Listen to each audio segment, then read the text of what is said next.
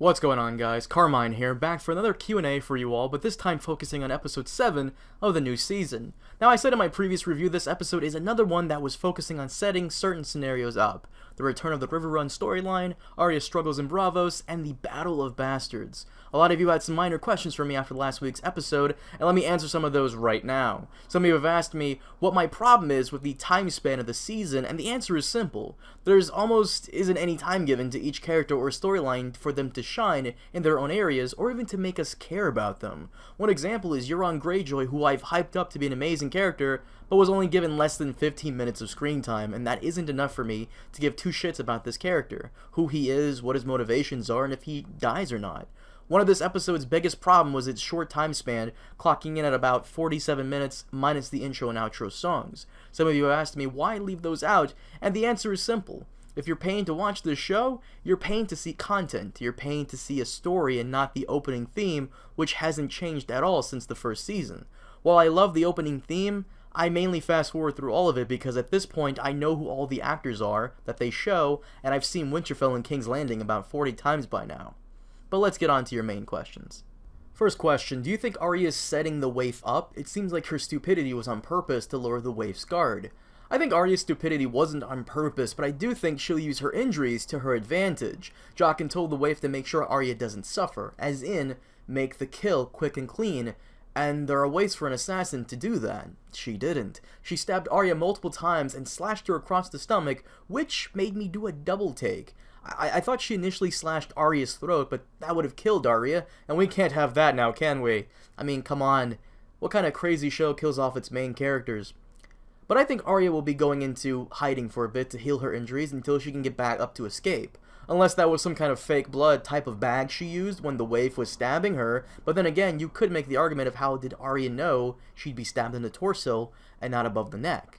No, I do believe Arya's injuries are very real, and that was a very rookie mistake of her letting her guard down, especially against that face that the waif used. Arya has seen that face before in an earlier episode, which led some people to believe that she is letting herself slip up, so the waif lets her guard down, thinking Arya is just naive. I don't buy it. It's a dangerous game, and Arya knows she's dealing with skilled assassins. To use yourself as bait hoping they don't strike a lethal blow at you, just so you can trick them, it's a tricky maneuver. Next question, do you think Rickon will survive until the next season? No, I don't. Unfortunately, the show has a problem wrapping up character storylines that they don't plan on using in the future by killing them off as quickly as possible. The focus is dead set on the main characters such as Tyrion, Jon, Dany, and Arya. Rickon will probably be used to stir Jon's rage or remind us that Ramsay's a big jerk. Something I've noticed about this season is that characters who haven't appeared in a long time will be coming back just to die off. That seems to be a running theme in the show. Characters like Balon Greyjoy, Osha the Wadling, and even Thoros of Myr and Walder Frey are expected to bite the dust soon this season. While George enjoys giving secondary characters more to do in his books, the show takes a different approach with its low runtime and decides to kill off secondary characters they don't feel like giving more purpose to, and that's fine, because they can't fully adapt books that span 800 pages within 10 hours, and I understand that, but I personally just find it a damn shame you brought these people back after 3 years just to give them less than 5 minutes of screen time. I want Rickon to have more of a reason to come back than just to be killed off, but time is money is just not a fan favorite, like Bronn, to waste time on. Next question, how do you think the Riverland storyline will be resolved? Very quickly, there isn't enough time left in the season for there to be a full-on battle, so I doubt there will be one. I assume the Blackfish is needed because of his experience and because he has some soldiers left who are still loyal to him. He made it clear to Jaime that he will not abandon his home, but I think Brienne can convince him if it's for Sansa.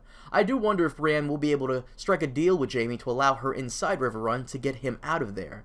Jaime's objective is to get Riverrun back to House Frey, and I think that will happen. In the trailer, we see a brief scene with House Lannister soldiers inside Walder Frey's dining hall, all cheering like they won some kind of victory.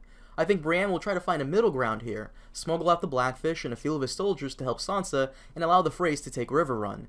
Everybody's getting what they want. Jaime accomplishes his mission to get the Blackfish out, House Frey gets back the castle, and the Blackfish gets to help out his family, and maybe they can mount an attack to take back Riverrun when the Boltons are defeated. Everybody wins. Kind of.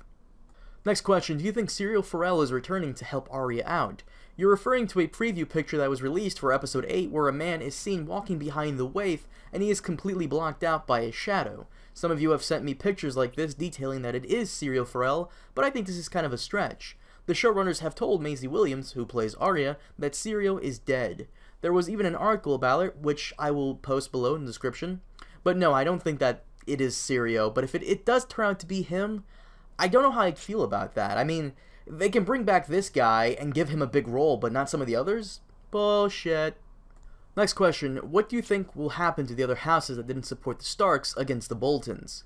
Not much, but I do believe that some of them won't be looked upon too kindly by the Starks if they should win the upcoming battle. House Umber and Karstark are definitely on the Stark shit list, and if they do win, I doubt there will be any more Karstarks or Umbers should the Boltons lose. My thinking here is that some of the wildlings will be given some of those castles, considering Jon probably doesn't want them roaming around in the wild, bothering the other houses. It's what happened with House Frey and House Tully. The Tullys rose up against the crown along with the Starks, and when they lost, House Frey took their castle. But at the same time, I can't quite blame the houses who choose not to fight, considering they have very few men, or maybe they've completely been devastated by the Ironborn invasion of their lands, and can't afford another conflict. Many variables play into this, and it depends on the house, but I'm surprised House Reed and House Manderley haven't jumped in yet, if they decide to at all. Next question, why is the Brotherhood without banners going around killing people? Probably because they're under new leadership. I think Brother Ray's speech said all there was to say about what's happened to them. They've lost sight of their original goal to protect the people and have become broken men who need to raid and pillage to get by. I'm going to go ahead and assume Beric Dondarrion has died his final death and someone else is leading them now. Maybe Thoros of Myr. Some have pointed to Lady Stoneheart as being the culprit behind those attacks, considering the hanging of Brother Ray, but at this point, anything's possible. The actor who plays Lem Lemoncloak, the guy in the middle with the yellow cloak, is teasing people on Twitter about the appearance of Stoneheart in the show. However, he did confirm that he would be in Episode 8, so we will find out soon enough. Maybe the Hound, who was last seen with Arya, will be the one to take Jaime's storyline in the books. Who knows? And last question, what do you think was in Sansa's letter? I know exactly what it said. Thanks to Reddit user by the name of Creepy Pancakes, we know exactly what it says. I'll read it to you now. You promised to protect me.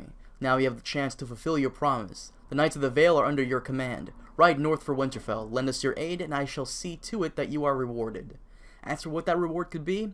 Well, Peter was in love with her mother Catelyn for a very long time, and he has stated before that Sansa looks exactly like her mother when she was younger, so I think I know what the reward could be. However, I don't think Sansa plans to actually go through with it, and she may end up using Brienne, or maybe even some kind of trick to kill Peter Baelish if he does show up in time. Sansa could use Robin Arryn against him. She is a woman now, and she could use her charm to sway Robin over to her side. While I would love to see Sansa take control of that kind of situation, it would also piss me off if she killed Peter because he is my favorite character. But it does look stupid on Sansa's part for not utilizing the Knights of the Vale much sooner, especially considering she knows all too well that Ramsay has much of the North under his thumb by using fear tactics against them. The Knights of the Vale are one of the few armies in all of Westeros who have not committed to any conflicts and still have a fresh number of troops ready for combat. Hopefully Peter can swoop in just in time to save them, but with him, anything is possible and he may end up betraying Sansa in the end. Now before I end the video, I want to stress something real quick to some of my newer subscribers who are new to my channel. As the title of my episode reviews say, I do review videos. I understand some of you don't like how harsh I am on the show at times, and I make no apologies for that. As a reviewer, it's my job to give you my opinion on each episode based on what they give us. As much as I love the show, and believe me I do, I cannot sit here and suck up to the people behind the scenes just because they work on the show. If they write in something that doesn't make sense or something that just sounds awful, I'm going to point it out just like I do with anything I enjoy, which there are a lot of things. Keep in mind that the review channels are strictly opinion-based, so you don't have to agree with me on everything I say, and if you don't, I welcome any comments who can detail as to why they feel that way.